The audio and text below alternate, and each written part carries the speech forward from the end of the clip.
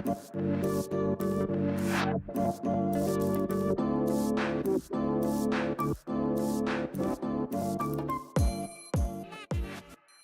folks, we're here, Javan Bernakevitch, All Points Design, allpointsdesign.ca, and Neil Bertrando of RT Permaculture, and we're speaking about the Oregon State University Permaculture Design Certificate. Specifically, we're talking about Assignment 11. That's the elevation assignment, where we take a cross-section of the site and we show it in elevation. Why do we do this? Because it's a good idea to see what's above and what's below. Kind of feels like a Sesame Street episode. High, low. High, low. A lot of people get frustrated by this, but if you've ever seen a piece of cake cut and then brought out, it's exactly what we're doing on the site. We're basically taking a line, going right down the center, and seeing what all is in that cross section of the site. So we're going to show you a couple of examples of what that looks like and go from there. Neil, any big pattern conversations or big meta conversations you want to bring in? Yeah. The tools that you're provided on this site, I think it's called Geo Context or something like that. It'll give you an elevation for your site that doesn't have an equal horizontal to vertical ratio. That means that your cross section will be exaggerated in one dimension. And I highly encourage you, when you're including buildings and relevant vegetation and such, to take the time, if you can, to convert it to a 1-to-1 horizontal to vertical ratio, because this is the ratio that it needs to be in for you to do any real analysis with sun sectors, wind, other sorts of stuff that are moving through the site that are actually ways to use your analysis to inform your design in a very detailed manner. So just to make sure that everybody understands, 1-to-1 means that if I have two pens that are generally equal in size, so this would be two pens here, that means the horizontal of 1 meter or 1 foot is the same as the vertical of 1 meter or 1 foot. The problem becomes when 1 meter is 2 pen lengths. So now all of a sudden my head, instead of being this big, would be this wide, it would be stretched out. And so you get a distortion, which isn't very useful when you start putting things onto paper. Buildings look tall and skinny, or they look wide and fat, and it doesn't help definitely you as an individual and a designer start to understand these pieces, and it definitely doesn't help us. So really keep the ratio of vertical to horizontal as 1-to-1. So 1 meter on the paper or 1 foot is the same on the horizontal. So I want to show you guys a few examples here, and we'll go back and forth if Neil has a few.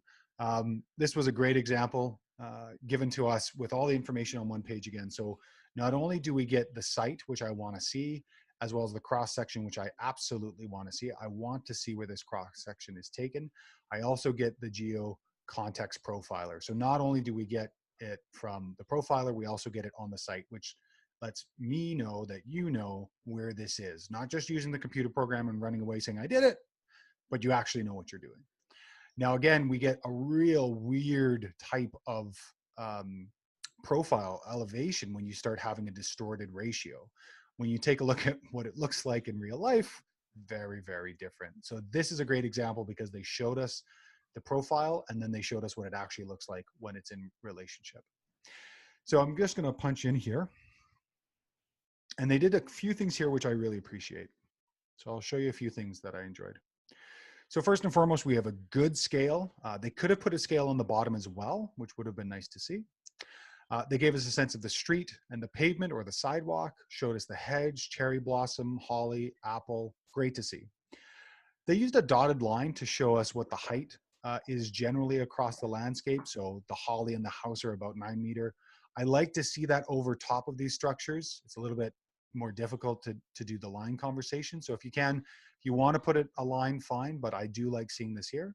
Something I really like to see, especially from our conversation from the last assignment, it's good to see where the gutters are. So if you can, throw the heights of the gutters on, because it gives us a sense of the height you have to work with when you're working with things like rainwater catchment and harvesting.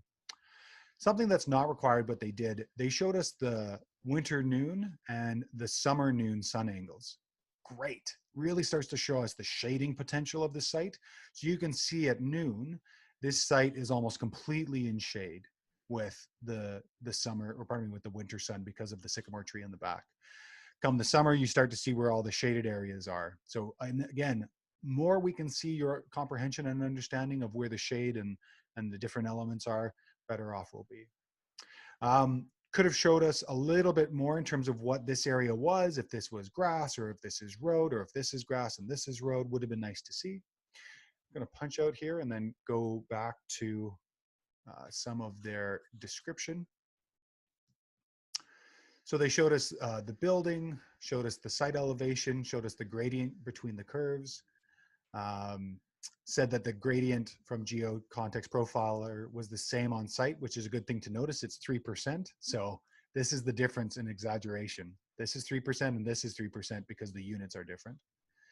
Elevation for the site was chosen to include the very large sycamore tree outside the site boundary to the southeast of the site as indicated on the site plan. This elevational section was also chosen as it represents the longest section through the site and includes both the front and the backyard. So great reason why they chose it. So tell us why you've decided to show this. There's a lawn, this is the longest section, shows the sycamore, which is an influencer. It's a sector of the site. It's a big shade sector. Horizontal spacing of structures are not indicated on the elevation section, but are to scale. Measurements are clearly shown on the site plan to the left. So I could have gone over and I could have taken a bit of a ruler and gone over here and said, okay, well, this is a meter, this is roughly a meter. If you do want to show the distances, all the power to you. It's great for us to see, gives us a relational sense. So I do like seeing at least the scope and the scale down here to show the measurement, but it's also nice to see the distance between each of these. That would have been a nice thing to see. And usually what that looks like, we'll do it in black because that's convention, is you would get something like so that runs along the bottom, and then you get a bunch of cross hatchings. Oops, that was poor. And these would be the same size and the same length, and usually you get a cross hatching that goes across like so. And then you would have something like, this will be probably way too large for scale, but that's roughly, what would you say, Neil? Maybe two and a half meters. So 2.5 meters. And again, this is way too big because of the software I'm using, but you know, you get the idea. If that was over there, I would know that in between these two is 2.5 meters. So it gives you a sense of what you might do if you wanted to give us that sense. Always a good idea to do, especially when you're trying to think of what the head height here is of some of your water collection points. And so the only thing I would have added here on a couple of levels is I might have thrown in, nope, I want to do that the other way. I might have shown what the height is of the gutter, if there is indeed a gutter, the height is of this little side roof, what the height is of this gutter here, what the height is of the ridge line, top of the trees. I might have put those directly in. They've decided to do this dotted line. You could do both and it'd be easy enough to do. So those are some of the things I would have changed. Neil? Yeah, I really like that. Because basically what you're going to find is if you start measuring off of this, just to riff on what you were just talking about on that zoomed in part on the actual cross section, the profile, when you start measuring those heights, because you need them for certain types of information like the elevation of the gutters or the shading or how tall a tree might get, you might as well just write them on your document so that you have a quick reference. Because if you measured it once and you were interested in it once, it's likely that you'll be using that number and that measurement again. So just make it an easy, quick reference type of scenario, and just try to do it as cleanly and clearly as possible. One of the things that I notice about this is that the cross section runs at an angle from northwest to southeast, and so the use of the noon sun angle is not really the most accurate for this cross section. It's good because it gives you some, at least the quick reference type of information and ideas about the site that you can then go ground truth. But if you really wanted to get into a detailed sun analysis for the sun sector here, I would look at a solar path chart and find out when during the day it's at the specific angle that you selected for your cross section, and use that angle for your winter and your summer sun. So, and that's very doable with a protractor or something that measures the angles on your paper, and with the solar path charts that you can get from the University of Oregon Solar Laboratory for anywhere in the world. So that's a totally doable thing that would then allow you to use this tool a little bit more accurately for analysis. So often what I will ask for is something like a north-south cross-section and an east-west one if it is relevant and appropriate for your site, because those are the easiest ones to use with the sun angles. But this one, the way they've selected it is great. I totally support and approve the selection criteria for their long cross-section. It gives them the most information about their site. So just making sure to then translate that to how you're using your sun angles and or other analysis tools is important. And they've gone and they've given us a nice description here on the sunlight. So the large sycamore and adjacent trees block sunlight from reaching the garden during winter. Fortunately, the tree is to the southeast and not directly south of the site, minimizing its potential influence. During the winter solstice, these trees cast a shadow onto the site until 10:46 a.m.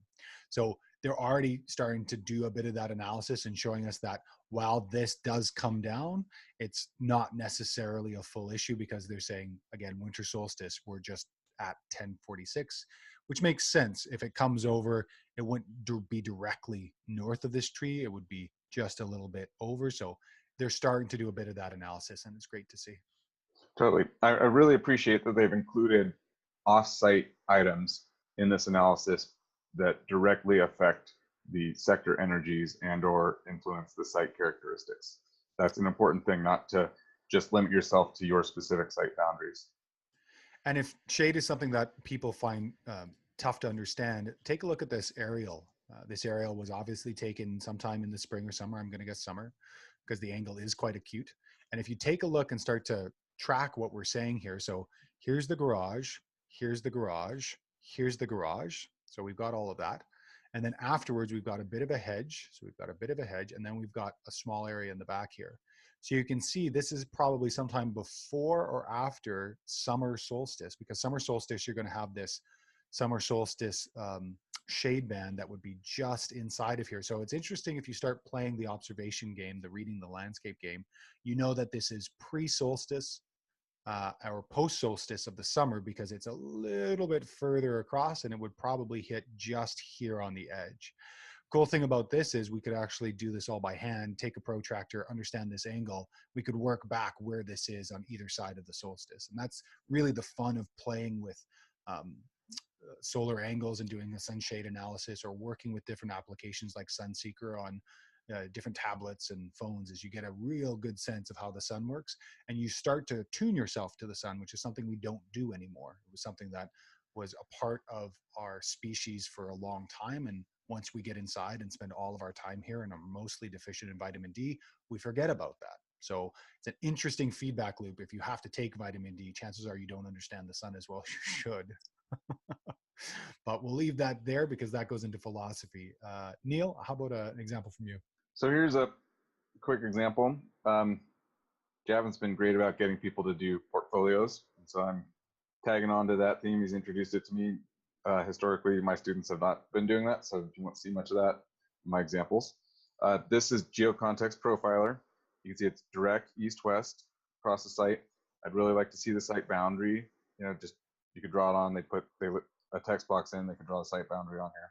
This makes it really clear where the start and stop is. And again, the Geo Context doesn't give us a great vertical to horizontal ratio. It's usually exaggerated in the vertical, so it looks like it's got a lot of height change, but looks like maybe 73 feet total over about 0.2 miles. So over, what's that, 1,000 feet. So they've done an analysis here and changed it to a 1-to-1 ratio, which is great, because now they put trees in their house and their shed in, hand drawing. You can use graph paper for this as well. That's what I prefer to use, like a 10 square graph paper. And then I put it in units of some multiple of 10, which makes it easier to go through and do it. They have 50, 100, 150. Great choice. So you can see the accurate heights of the trees. Like they have 80 feet is the height of this tree, 40 for the width of their home. It'd be nice to have one for the height of the home, the height of the other trees, that sort of stuff. Oh, they do have 130. So it's a little confusing the way they've laid it out. The arrows just to the exact point would be a little bit easier to read, but at least they have done an analysis and put some numbers on there that show the height. So now we can use this. Since this is an east to west one, you're not going to be looking at the sun angles quite the same way. So I encourage them to then do a north-south one as well, so that they can then use the tool, the elevation tool, a little bit more effectively for sun analysis. But this will give them a slope analysis, an idea about how water is going to move down through the site. And it looks to me like, for example, the shed is in a low point. You might have some water drainage issues from that. The home's on a nice high point with water draining away from it, so it's going to be less of a concern. So quickly we can start to make some inferences and deductions about how water or other energies might move through the site and affect some of the different parts of the site that are existing. Javan? Yeah, so this is another great example of why using geo context can be problematic, and why it's a really good idea to translate this information to usually grid paper if you're doing this by hand. They've transferred the exaggeration onto the new piece of paper instead of using graphing paper and then translating it. So it's interesting because they've drawn the trees as if the trees should be, but they're already exaggerated the way they are. So really important to work with a one-to-one. Everything Neil has said is true. Lots of how they've labeled this is difficult to read and overlaps. They've done a really nice job of saying, this is where we're going to call out this area. Really nice to see. From this yellow box and then pulling into the bigger box. So nice to see that conversation, and nice to see how they've done that. So they have made an attempt to be at a one-to-one ratio. Good to see. Would have been nice to see this all on one sheet because you get a real good idea of what this all is and what's going on. This to me is very dispirited, very disconnected, very hard to relate to the two. And also I would have liked to see if there are gutters, if there are heights of roof, which we have, but what's the height of the eaves? That's an important piece that I find, especially when you're doing any kind of rainwater design. Great example, Neil. Thanks for sharing this one. You bet. I'd like to show you guys, which one do I want to show you? I'll show you this one first. So this is a great example again from up in Alaska. And a couple of things I really like about this one is that you get an incredible idea about those really steep slopes. So if you were taking a look at the rainwater harvesting video previously, you'll have seen those contours and seen just how much slope this person is dealing with. So it's quite pronounced. Something they did, which I've since gone back to other students to show them a great example of this, is showing all the different types of areas that this has gone through. So we've gone through some turf, we've gone through an ornamental bed, we've gone through a permeable, we've gone through an impermeable, really showing these different layers. It was a unique innovation, which I hadn't seen before, and I really appreciated. They also put a bunch of heights in the ground to give us a sense of where they were. I would have loved to seen those also on the buildings themselves and on the trees. It also would have been nice to have some of these trees labeled so I understand what type of trees they are. Not to mention they're doing such a great job of their graphics. Would be lovely to have seen a bit of that. Klondike Highway, a lot of people can connect with that. As Neil was talking about, it's nice when you have this profile. It's easy to do when you've got it in PowerPoint or otherwise, just to give us the outline so we know what you're doing and where you're taking it from. Would have liked to have seen a horizontal units of measurement as well. Again, you can see the difference between here and here, pretty dramatic. So being or having access to contours is great because you can start to play with this. This client, or pardon me, the student I know used transparency paper over top of grid paper. So they taped it down and then they drew over top of the grid paper and then took the transparency off and then scanned it and then put it into this PowerPoint. So great use of multi-mediums. They obviously have an architectural background or a drawing background. Again, you don't need it. You just have to be accurate. That's the only thing we're looking for. Then they gave us some good ideas. There's a large elevation drop, and then about a 2% slope from the base of the hill sloping towards the river. Great to see.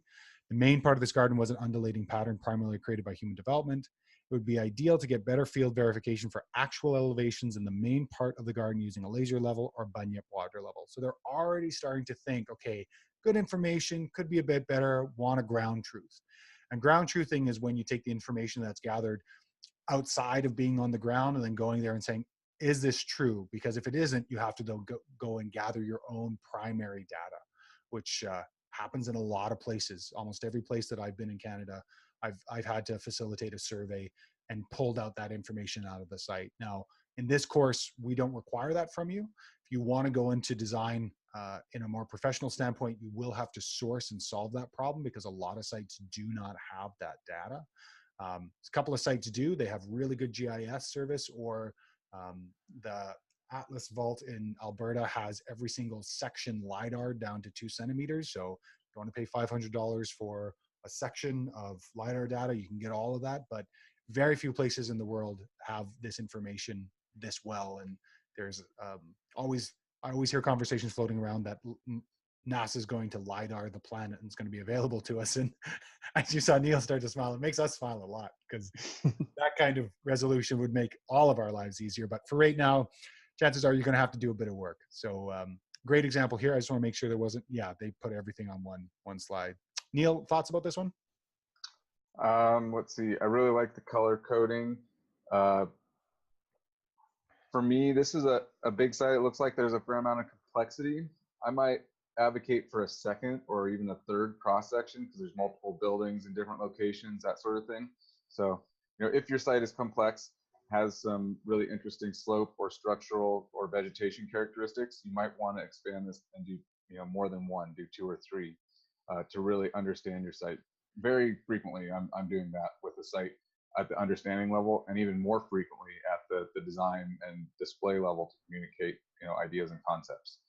Hey, So, Neil, I'm going to stop you there for a second because what I want to do is come down here and we'll pull up the watershed for this one and just kind of riff a little bit on what we might do here, because I think it's a really good point. Yeah, so here's a good example. So they didn't necessarily have contours, but they did have this, which gives us a sense of the fact that the slope, the site basically slopes this way, right? correct. And the one that we saw is they took a cross section roughly about here. But if you were looking at this, would you probably ask for one like so as well? Definitely. Yeah, I mean, for example, you've got a significant, looks like water flow path there on the left of that red line that you just drew, as well as a bunch of buildings in that direction. It looks like there's a greenhouse and a structure and parking lot and some other vegetation uses. And then it looks like there's potentially a couple low points where water's exiting the site in that direction as well.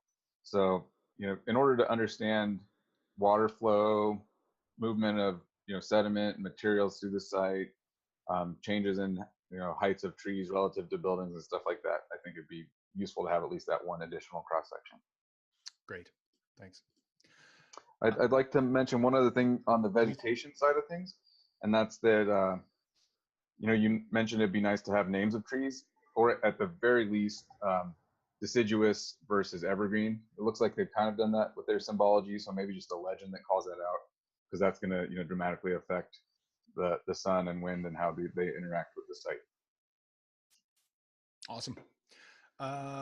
Do you have another example for us? Okay, so this one, they've done one, runs east-west. It's the long axis of their site. Neil, we're looking at the Castor watershed right now. Okay, that's what I thought. It was, let me see if I can, there it is. Okay, for some reason it didn't come up last time. Now you're looking at Permaculture Design Course Assignment L11. Is that correct? Very. Okay, so this one again is an east-west one. Because of the importance of sun effects on your site, if you're not in the tropics, I'd like to see where the site is, and I'd also like to see something that's a north-south. But east-west is good, and it's the long axis of their site and stuff like that. So that gives us a good idea. It also looks like it's got the tallest trees as well as the house, and you can see the exaggerated elevation. This is not a real hilly site, but the exaggerated elevation makes it look like it is. These units are in half of a foot on the height, so just don't get fooled by that. They note this here, right? Although the graph is exaggerated, there's just a slight slope from the front to the back. And then they have converted it to grid paper. Great job. However, what wasn't done was staying consistent on their scale, on the horizontal scale versus the vertical scale. We have one 4 square box equals 10 feet on the horizontal scale, and 1 4-square box equals 12.5 feet. 2 square boxes equals 25 feet on the vertical scale, and that just quickly gets confusing. So I really encourage you to work to whittle it down to the same distance on each, the horizontal and the vertical scale. 10 feet per box, 20 feet per box, something like that. Keep it consistent. And then they have on their trees, they've labeled the heights. The house they haven't, the eaves they haven't. Those are things that we want to see on this stuff. And then, although they've labeled their heights, they haven't actually marked where the top of the tree is. So that would be helpful to see as well. It's 35 feet high, but what is 35 feet? Well, it's this section right here. Not quite there. Let's see. Can we erase that? Yeah. So 35 feet is something like right here, the top of the tree. So I'd like to see that. But overall, it's good to be able to see where the house is in relation to the trees and how they're affecting it, as well as the shed. I like that they put a car in here on the parking lot area or the driveway to show that, ideally something to scale. It might be even nice to see like a person in between the trees to just kind of show the scale of the person relative to the trees. Those really help me to orient myself to the site a bit. Javan? It's a good example of what you can do with very simple materials. So I think a lot of our examples have been very flamboyant, with a lot of background and experience of rendering. This is somebody who just came to the course and showed really simple ways of demonstrating the data. They did it a little bit off scale, but they definitely made an effort, and I really appreciate that. That really changes the conversation for me. Good example, everything Neil said was right on. You can see that they were like, no, house is too small, I'm gonna make it a little bit bigger. Again, we're not looking for perfection here. We're looking for good work and seeing how your thought process is going. So this is a great example of how simple it can be, and how direct and straightforward, and how useful graph paper is. So this is a good one. Okay, I've got one last one to show you from my side. This is again from France. And we've got two pieces here. Would have been nice to see this aerial where the cross section is on the same page, because I'm always going back and forth, back and forth, back and forth. Again, you can change the size of your canvas when you're working in things like PowerPoint. So it's a rather easy conversation. Again, we're seeing multimedia, so they've done a drawing. They obviously have art background skills. If you ever want to play, this is a great place to do it. If you want to play with coloring, if you want to play with drawing, go for it.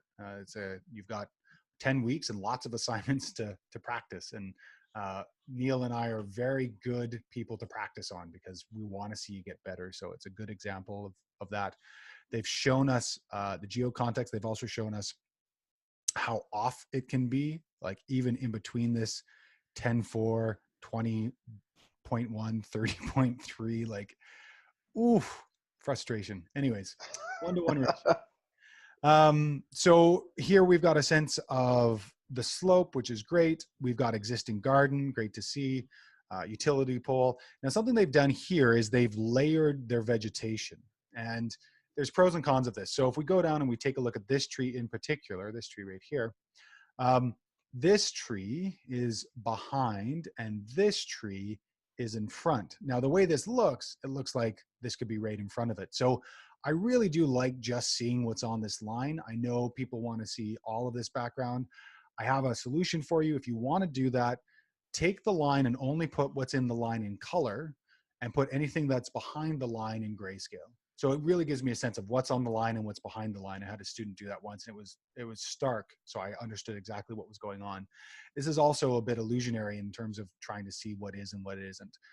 So really do think about what you're showcasing and what you aren't. Pavement cover, grass, street. This can be a little bit more problematic when you're doing this type of coloring, because all of a sudden I'm thinking this is like a slope. So if they kept this, what I might have done is just kept that coloring to the top band here or the bottom band here, just to say what it is in this area, instead of showing us all of that area being colored up. Great to see the utility pole, approximately 7-meter front. So again, those types of things from the line is what they're trying to tell us, is that from the line it's 7 meters, from the line it's 1 meter back, 1 meter back from the veg, 7 meters from the front. So good to see, but still a little bit problematic. Would have loved to have seen the heights of trees, loved to have seen the eaves, loved to have seen some heights here actually on the ground would have been great, and would have loved to have seen this all together. They told us why they chose this. So AB line going through the direction of the roof, which also is the slight direct diagonal. This way the house structure is in the elevation view and also more area towards the middle of the garden. Great. Point B is at the edge of the street where it goes to the property line. The black line on the map are not quite accurate. So thanks for letting us know. Elevation profile graph given seems quite accurate, all except for the point at 71.9, which is too high in the middle of the house, but was surely excavated down to build the house. So if we go up, I can go back to 71.9. And sure enough, if I'm taking a look at these two, yeah, of course, there is a difference here. So they're telling me the discrepancies so I can also know that they're starting to know what's going on. And they've done this again here. They've said, you know, it's slightly different. Average slope is 24%, steepest slope is 38, and the difference between. View the points from satellite view on the next page. So telling me where to go. I can't tell you how great this was. Almost never do I see students helping to point me in the right direction. And they did say blue-violet trees are further distance in the background. But again, from just a visual perspective, grayscale would have told me that right off the bat. Now I'm trying to figure out if these are different trees. So really visual clues should give it away right away. And I was just talking with a student who's a journalist, and they were saying they're very text oriented. So sometimes it can be different for us being asked to give graphic information. Just view it as a challenge to start to speak graphically and through imagery, which can be a great skill to create. Neil, thoughts? I just want to look back at your main comment on the vegetation layering in there and reinforce and repeat that the cross section, the line that's taken on the plan view, is like a knife slice to the cake, and you're looking at that one slice. Because what we're trying to do with the cross section analysis is give ourselves a tool to understand the slope of the site and the relationship of the different features on the site elevationally to each other. And so there's no trees on that line. It's a big open site, but when I look at their cross section drawing, it looks like it's a fully forested site. So that to me immediately starts to like be a bit confusing. So, you know, if they did a cross section going the other direction, that would show the trees and where was treed and where wasn't, you know, that would be helpful as well. Because as soon as you start to look at applying tools like sun angles, other sorts of site analysis and design tools to this, having all those trees on that map is just going to get in your way and not really allow you to use those sorts of tools accurately to do design on the site. Great points. Really appreciate that, Neil. I think something that both Neil and I really want to convey to you is that after years of working with students and years working on sites, there's a lot of things that might look good on paper, but don't have any practical application when we start to getting into design or assessment. So again, don't take this as you can't do it. Just take it as coming from people who've done this a number of times, it's not the most useful conversation. And not to mention it's a lot of work. So there's a lot of time taken to draw these trees. And if we were to take a look at this, there would have been a tree here. There would have been a little bit of garden here. These, I think these trees here, maybe. There would have been the pavement, the row, or the house, and then maybe a bit of pavement at the end. That would have been it. That would have been the whole cross section. And then if they wanted to show this, they might have done another cross section to include the house, maybe at an angle, or have done a north-south. So really do just take that pie slice as it comes out. Neil, anything else to add about this assignment? I just think it's a really valuable assignment to get familiar with the combination of a cross-section or elevation view and a plan view and how they relate to each other and how to segment up the site and get a better understanding of it, both from a vertical as well as a horizontal perspective. And I encourage you to practice with this and practice getting that 1-to-1 vertical to horizontal ratio in your drawings, because when you do your assignment on your plant guilds, it's going to be great to have a plan view combined with a cross-section view. And so the more you familiarize yourself with this tool, the more valuable it will be, and you'll see that it comes up again and again in design work. Great. Great, thanks, Neil. That brings up one last thought. For those of you using graphic tools of drawing and may not have the aspect ratio correct, you can bring in a layer of graph paper or graphed image, and then use that graphed image and chart along that. So big thing about assignments that are frustrating or you have no experience, mileage, just taking a piece of graph paper and doodling what you think it might be, checking it, doodling it again, doing it in small. And so that's really important. And that's why using graph paper that has smaller and larger squares can be useful, because you can do a rough with small squares and do it 2 or 3 times before you generally have the shape and size, instead of doing an 8.5 by 11 or an 11 by 17 4 or 5 times. That's a lot of work. And the big idea here is we want to get relative locations of things, and then when you're ready to do your final render, putting that on page. So hopefully those help, and hopefully you're enjoying the elevational cross section. I love seeing them and I love doing them, and thanks so much for your time. We'll see you in the next video.